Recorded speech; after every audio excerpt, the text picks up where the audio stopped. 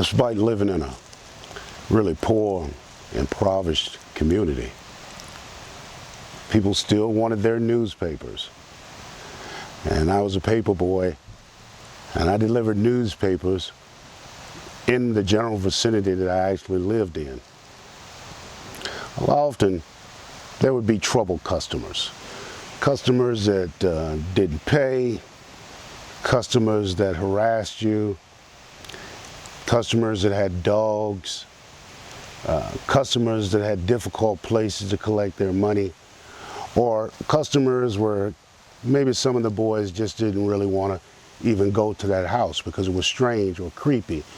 And occasionally we would switch over customers like that. Not often, but every once in a while. I tended to have all the troubled people. I would say maybe 30% of the people that I delivered papers to were difficult in some case. One of the newest houses I got on my route, one of these troubled houses, I figured was kind of strange in that there would often be a pile of newspapers on the porch I would throw, and they wouldn't get collected until the end of the week.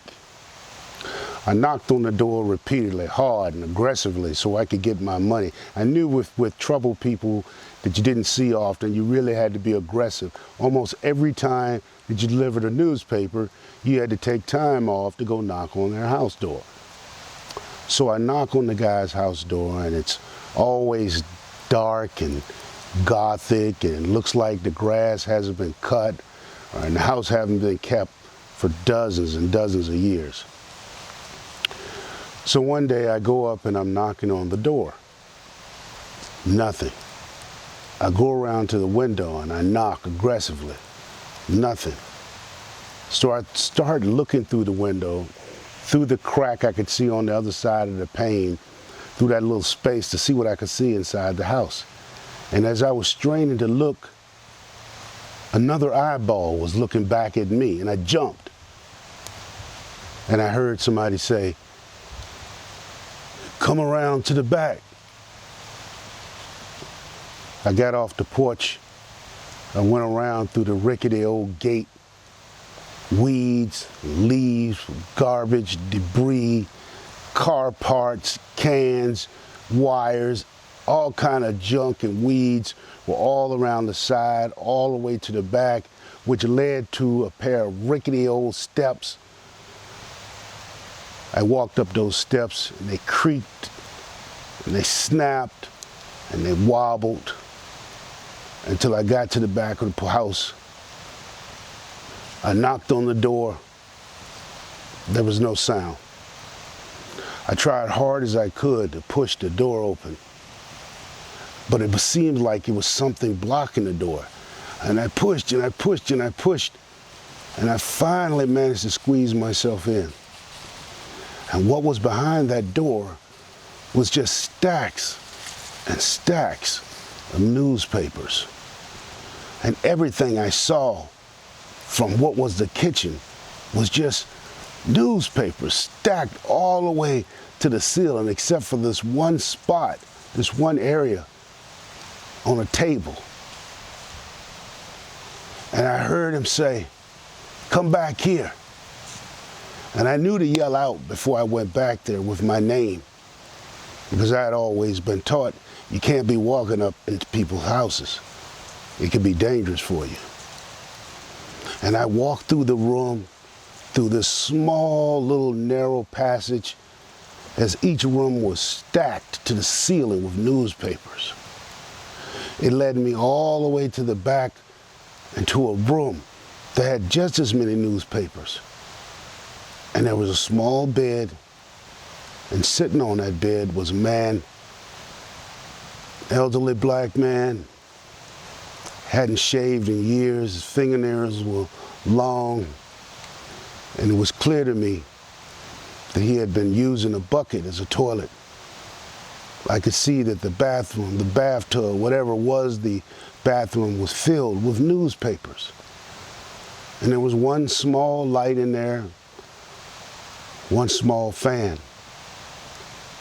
And I could tell it was from there that he looked out the window and we met each other eyeball to eyeball.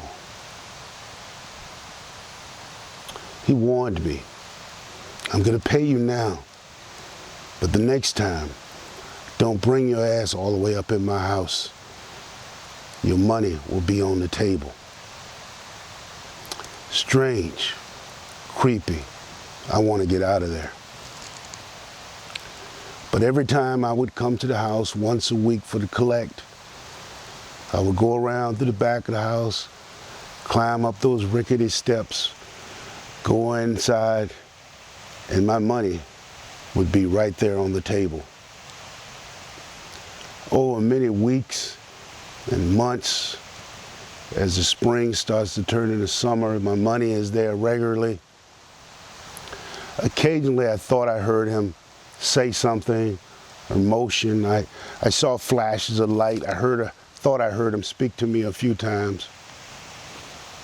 I remember at one point though, it really started to smell in that house.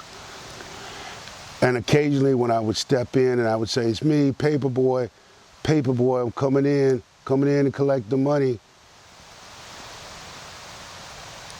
I would say, man, it really smells in here, stinks in here. What's in here? Thinking I would get a rise out of him, but I never did. I knew this smell. It was a smell that dead animals on the street and the alleyways would have. Over the next few weeks, the house was full of flies. But I knew this guy was dirty. I knew he used the bathroom in a bucket in his room.